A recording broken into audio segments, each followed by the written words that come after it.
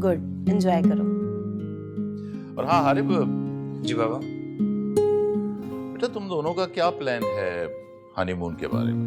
जहाँ जाना हो मुझे बता देना, मैं टिकट्स अरेंज करा दूँ। आप इसकी फिक्र बिल्कुल नहीं करें अंकल, डैड ऑलरेडी सारा बंदोबस्त करवा चुके हैं।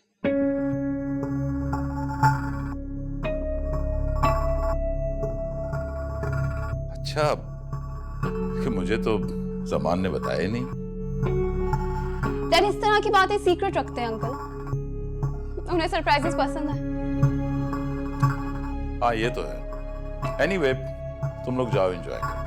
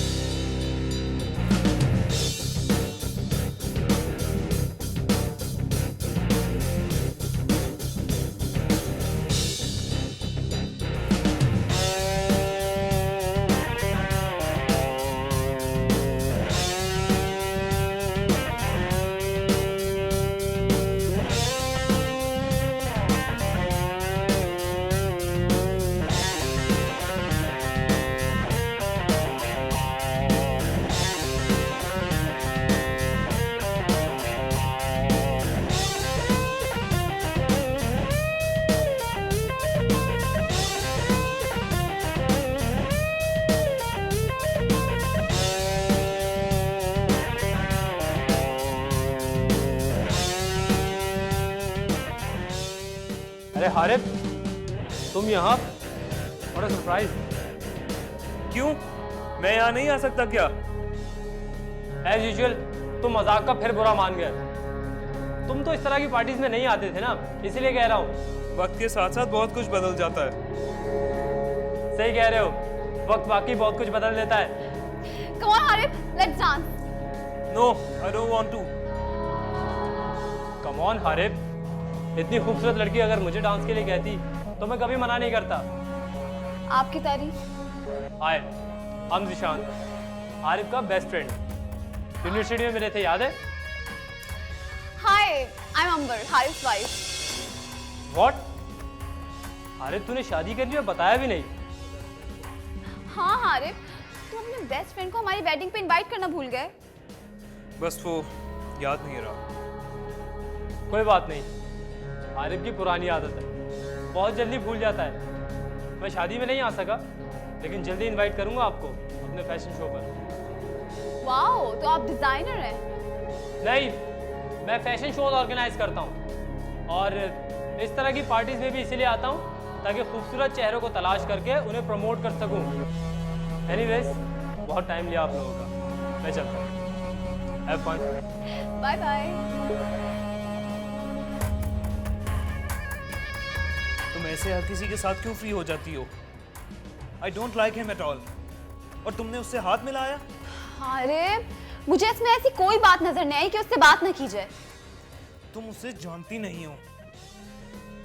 चलो घर चलें, मेरी सुबह मीटिंग है। अब चलते हैं यार, अभी तो पार्टी शुरू हुई है।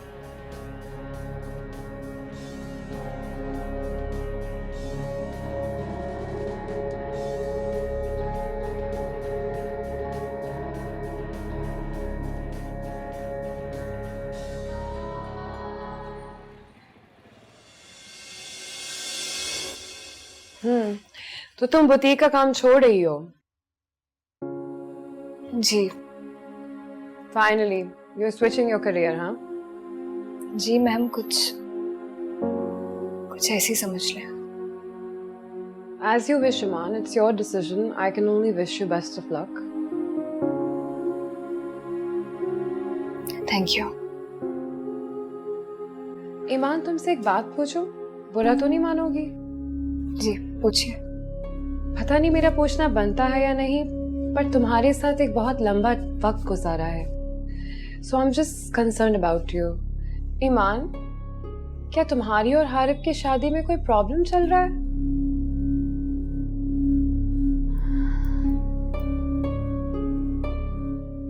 मगर क्या? मैम वो हमारी सेपरेशन हो गई थी। काफी अर्सा हो गया इस बात को। ओह आई सी।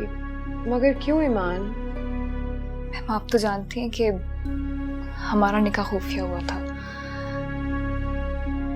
तो वो हारिब की फैमिली वालों को पता चल गया और इसी बात पे हमारी काफी लड़ाई भी हुई थी। तो हारिब चले गए। That's really sad, ईमान। हारिब को ऐसे नहीं करना चाहिए था।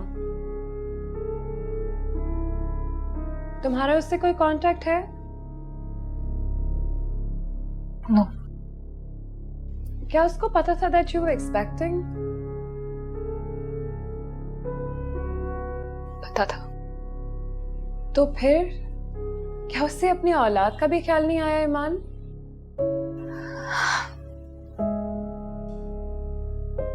क्या कह सकते हैं मैम? ईमान, उसने तुम्हें अभी तक डिवोर्स भी नहीं दी? नहीं। और तुमने कभी कांटेक्ट करने की कोई कोशिश भी नहीं की? की थी, कोई फायदा नहीं हुआ। I am very sorry to know this Iman. तुम एक बहुत स्ट्रांग लड़की हो। You know you have to be a very strong, you very practical girl. तुम हिम्मत मत हारना ईमान। और अब तो तुम्हारे साथ एक नन्ही सी जान भी है, so please be strong, okay? खैर छोड़ें इन बातों को। आपकी उस क्लाइंट की शादी हो गई? हाँ, हो गई। उसने अपने ब्राइडल शूट की पिक्चर्स नहीं भेजी? ईमान यार बिजी होगी, भूल गई होगी, नहीं भेजी अभी तक उसने। ओके। खैर एनीवेज, तुम अपना ख्याल रखना and please stay in touch, okay? Thank you so much ma'am, आपने मुझे बहुत सपोर्ट किया है। I am really really thankful to you. You are welcome Iman. आगे भी तुम्हें मेरी कभी भी जरूरत पड़े तो मुझे प्लीज जरूर बताना, okay? Thank you so much. It's a pleasure Iman, it's a pleasure. मैं चलती हूँ। अल्लाह हाफिज़। हाफिज़।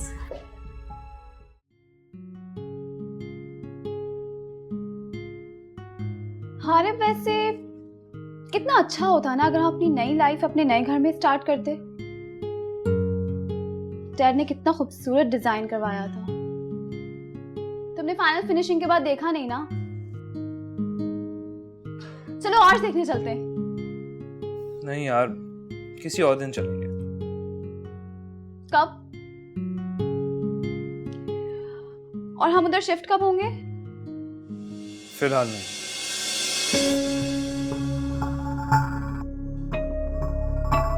वो क्यों? देखो अंबर, पहली बात तो ये है कि मैं तुम्हारे डैड के दिए हुए घर में नहीं रह सकता।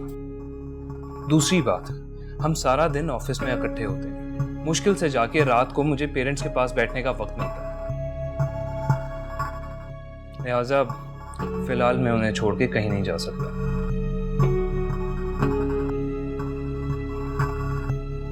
हारिब, मुझे क्यों ऐसा लगता है कि हमारे दरमियान कॉन्फ्लिक्ट्स पैदा हो रहे हैं? ऐसी कोई बात। एक्चुअली तुम बात को समझ नहीं पा रही हो। जब लड़की की शादी हो जाए ना, तो उसे बहुत कुछ अपने शौहर की मर्जी से करना पड़ता है। अगर तुम मतलब क्या है तुम्हारी इन बातों का? मतलब साफ जाहिर है, तुम्हें मेरी खुददारी को समझना पड़ेगा अंबर। मैं उन मर्दों में से नहीं हूं जो अपनी बीवी या ससुराल की इनायतों पे खुश हूं। मैं अपनी लाइफ के लिए और हमारे आने वाले बच्चों के लिए सब कुछ खुद करना चाहता हूं। ये क्या अजीब बातें कर रहे हो तुम? देखो, मैं अपने डैड की इकलौती औलाद हूं और वो ये सब कुछ इसीलिए करते हैं क्योंकि उन्हें ये करने से खुशी मिलती है। मैंने कब कहा कि वो ना करें? करें, जरूर करें, लेकिन मुझे फोर्स ना करें कि वो सब कुछ मैं कबूल करूं। क्योंकि मेरे अपने भी कुछ असूल हैं और तुम इस घर की बहू हो, इसलिए इस घर को ही अब अपना घर समझो।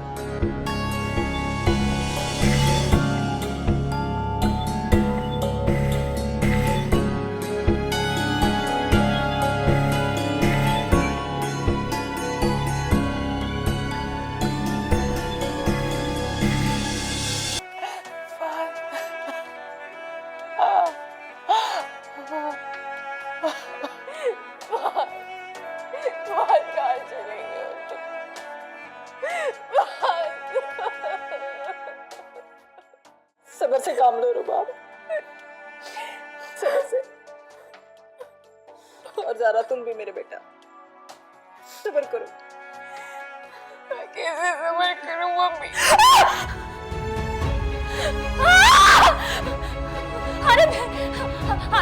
अरे मैं छोड़ के बच जा, अरे मैं छोड़ के बच जा, लेकिन मैं हाथ जोड़ी, अरे मेरे हाथ नहीं आए। क्या हो गया ईमान? ईमान क्या हो गया बेटा? संभालो अपने आप को। अरे मुझे नजर नहीं आ रहा। क्या हो गया? संभालो अपने आप। कैसी बातें कर रही हो? क्या हो गया बेटा? अभी यही थे, अभी यही नहीं है हारे ईमान, संभालो अपने आप को।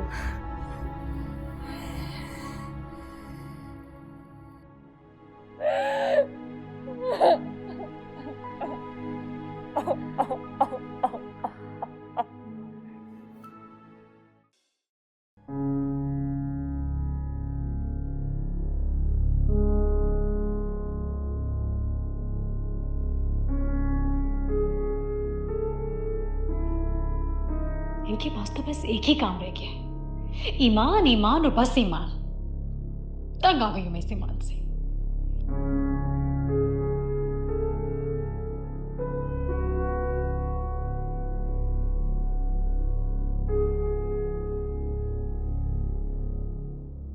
अहमद, अहमद, क्यों भी जान के दुश्मन बन गए? सारे सारे रात सोचकर थकते नहीं है जो अभी भी ऐसे बैठे? नहीं, मैं कुछ नहीं सोच रहा, रिलैक्स कर। झूठ मत बोले, बच्चे भी मुझसे पूछते रहते हैं कि बाबा को क्या हो गया। ना हमसे बात करते हैं, ना ही हमें टाइम देते। इस तरह से करने से आपका घर तो डिस्टर्ब हो ही रहा है, आपके कारोबार पर भी असर पड़ेगा इसका। कोई बात नहीं है, एक अजीब सा गिल्ट है दिल में। आखिर क्यों अहमद? आप अच्छा सोचा करें तो अच्छा ही होगा। बस मुझे एक बार ईमान की तरफ से तसल्ली हो जाए कि वो ठीक है, खैरियत से है, तो मुझे भी सुकून मिल जाएगा। आप उसके लिए इतना परेशान हो रहे हैं, क्या पता शादी करके कहीं अच्छी जिंदगी गुजार रही होगी और आप उसके लिए इतना तड़प रहे हैं। वो तो आपको भूल भी गई होगी यकीनन। कैसे भूल सकती है वो? बाप वो उसका। अच्छा, बाबा नहीं भूली होगी। अहमद, चले ना, फ्रेश हो जाएं, बच्चों को लेके बाहर चलते हैं। नहीं फौजिया, मैं अच्छा ठीक है, तुम लोग तैयार हो जाओ, मैं आता हूँ।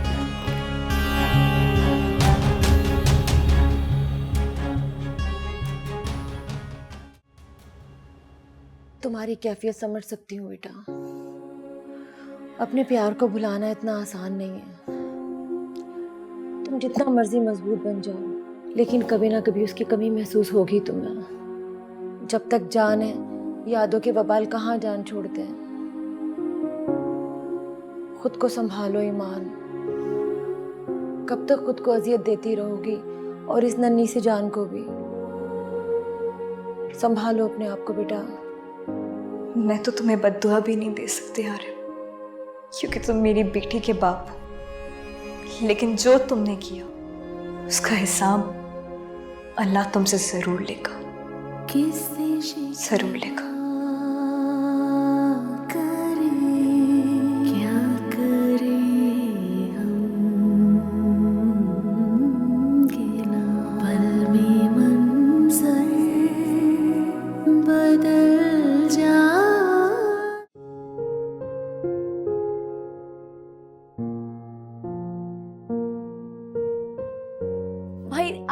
आप सबके लिए मैंने स्पेशल बिरयानी बनाई है।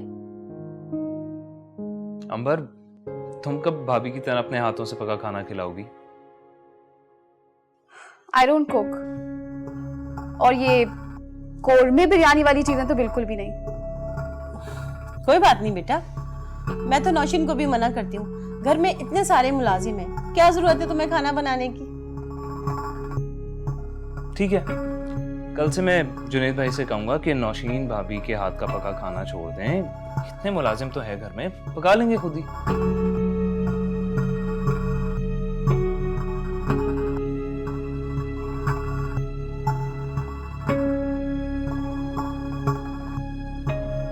ये बताओ, तुम लोग कहीं घूमने फिरने क्यों नहीं गए? जाओ घूमो फिरो, उसके बाद आकर तुम अपनी फरमाइशी खाने बनवा लेना।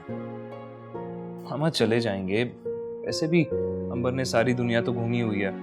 इस दफा मैं सोच रहा हूँ कि इसको पाकिस्तान की सैर करवाऊं। जी नहीं, मैंने डैड से बात की है, उन्होंने हमारा हनीमून स्विट्जरलैंड में प्लान किया है और हम वहीं जाएंगे। अंबर, मैं तुम्हारा शौहर हूँ और तुम वही करोगी जो मैं चाहूंगा। हारिब, अरे मामा, आप परेशान ना हो, ये खुद ही थोड़ी देर में ठीक हो जाएगी, ऐसी है ये। चलो मैं बस निकल रही हूँ, बस पहुंचती हूँ। हाँ, कहाँ जा रही हो? तुम्हें बताना जरूरी नहीं समझती। ये तुम किस तरह बात कर रही हो मेरे से? जैसे तुम मेरी इंसल्ट करते हो सबके सामने। तुम गलत बात करोगी तो मैं भी चुप नहीं रहूंगा। प्लीज हारिब, मेरा मूड खराब मत करो। I need to change my mind, तभी बाहर जा रही हूँ। और मेरा इंतजार मत करना, आई विल बी लेट। रुको, ये कैसे कपड़े पहने हुए तुमने? क्यों, क्या हो गया मेरे कपड़ों को? But please, for God sake, तुम एक समझदार लड़की हो, तुम्हें एक्सप्लेन करने की जरूरत नहीं है कि इस ड्रेस में क्या खराबी है। लुक एट यू, तुम बिल्कुल भी डिसेंट नहीं लग रही हो। हारिब प्लीज, एक्चुअली तुम्हारी और दूसरों की मेंटालिटी में यही फर्क है। तुम इतना पढ़ लिख कर भी इतनी टिपिकल सोच के मालिक हो। तुम्हारी जगह अगर कोई और होता ना, तो मुझे ये कह के कॉम्प्लीमेंट करता कि मैं बहुत अट्रैक्टिव और हॉट लग रही हूँ। और तुम ये कह रहे हो कि मैं इनडिसेंट लग रही हूँ। अंबर, इनफ इज इनफ। मैं तुम्हारा हस्बैंड हूँ और अगर कोई बात मुझे पसंद नहीं आ रही तो मेरा हक है कि तुम्हें टोकूं और तुम मेरी बात मानो। Oh please, don't piss me off. मुझे फजूल की पाबंदियां बिल्कुल नहीं पसंद। Come on, grow up. क्या हो गया है तुम्हें? असल में सोशलाइज ना करने का यही नुकसान है। तुम्हें तो पता ही नहीं है हमारी क्लास में कैसे उठते हैं, कैसे बैठते हैं। और प्लीज आइंदा कहीं जाते हुए मुझे टोक कर मेरा मूड मत खराब।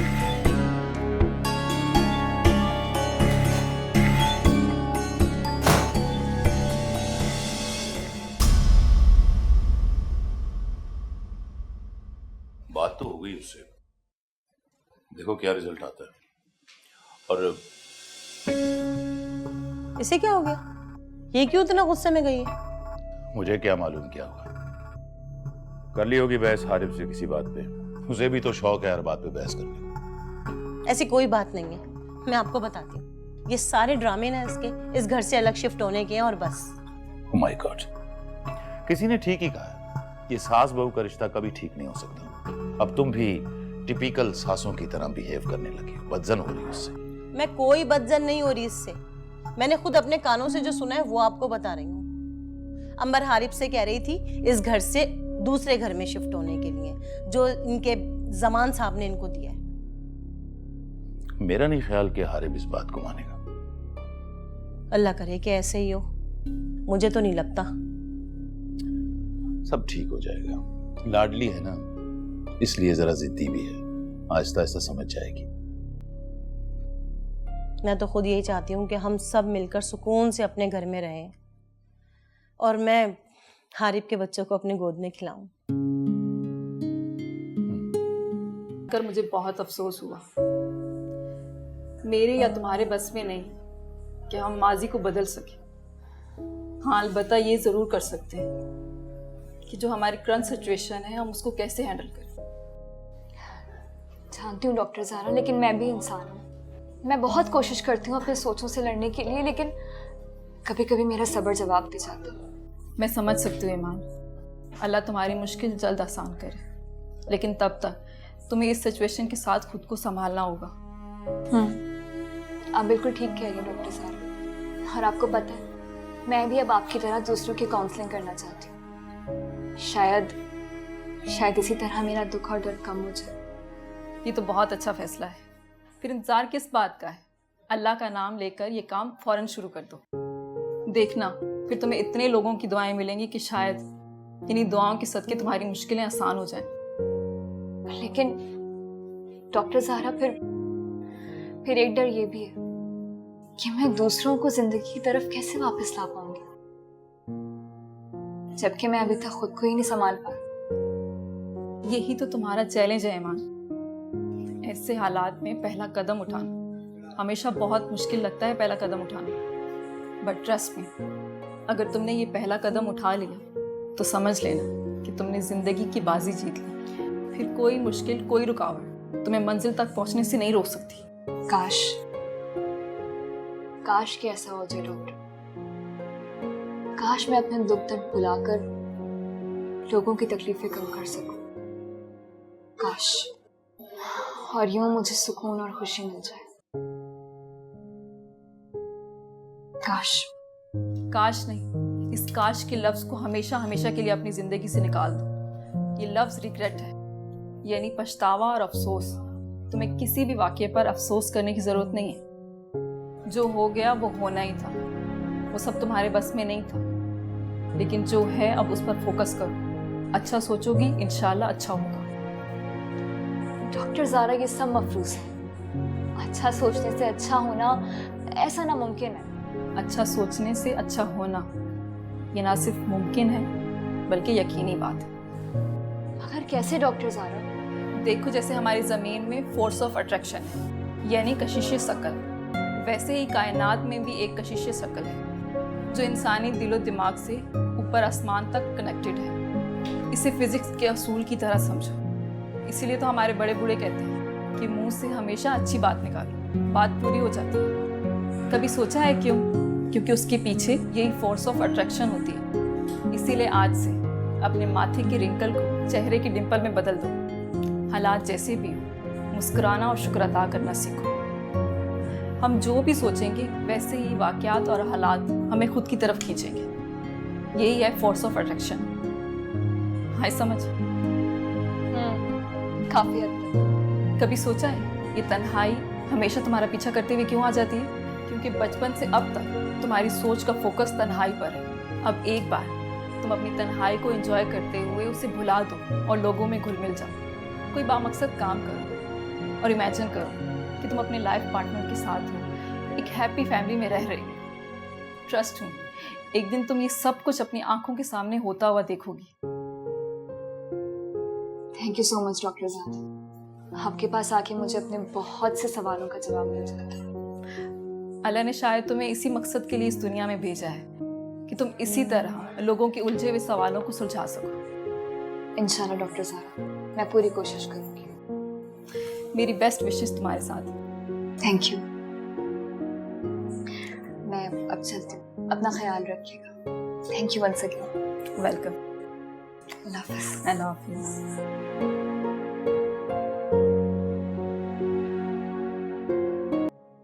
तुम जानते हो कि ईमान तुम्हारे भाई शानी के साथ यूनिवर्सिटी में पढ़ती थी। व्हाट? उसने कभी जिक्र नहीं किया मेरे साथ। मगर आपको कैसे पता चला? मेरा मतलब शानी ने आपको क्यों बताया? यहाँ ऑफिस में उसका फोटोशूट देखकर उसने मुझसे जिक्र किया। खैर छोड़ें, दफा करें। आप अभी भी उसी को सोच रहे हैं? ईमान, तुम कभी मेरी सोच से नहीं निकल सकती। दिलावर भाई। नहीं यार, बस ऐसे यूं ही एक तजस्सुस है। वो क्या? उसको कुछ अर्सा पहले एक लड़के के साथ देखा था रेस्टोरेंट में। ये तो एक नॉर्मल सी बात है, दफा करें उसे। आप क्यों गड़े मुद्दे उखाड़ रहे हैं? ठीक है, सिर्फ ये जानना चाहता हूँ कि वो लड़का कौन था। ये तो कंफर्म है कि उसका शौहर नहीं है। अरे होगा कोई बॉयफ्रेंड वगैरह। खैर छोड़ें, ये बताएं कि उस नई मॉडल का क्या बना? हाँ, मुझे याद नहीं रहा। शादी ने बहुत अच्छी लड़की ला दी, बहुत बोल्ड है और किसी भी कीमत पर आगे बढ़ना चाहती है। अच्छा, चलो गुड है। बहुत तेज है शानी, आपकी सोच है। हाँ, मुझे अंदाजा हो गया, इसलिए फिलहाल उसे कंट्रोल में रखना बहुत जरूरी है। बाबर, मैं तुम्हें फिर कह रहा हूं, उसे हमारे असल धंधे का पता नहीं चलना चाहिए। डोंट वरी, जितना भी तेज हो है तो भी बच्चा ही। तो फिर आगे क्या करना है? जरा हमें भी मिलवाए ना उस मॉडल से। हाँ हाँ, मिलवाता हूँ। कोई पार्टी शार्टी का सीन ऑन करते हैं। Yes, why not. लेकिन अभी शानी को पार्टियों से दूर रखना है। अभी वो नादान है, उसे इन सब चीज़ों से दूर ही रखा जाए तो बेहतर है। ठीक है, तो फिर बुलाते हैं मुन्ना, देखते हैं कि कितने रंग बिखेरती है पार्टी में। ओके भाई।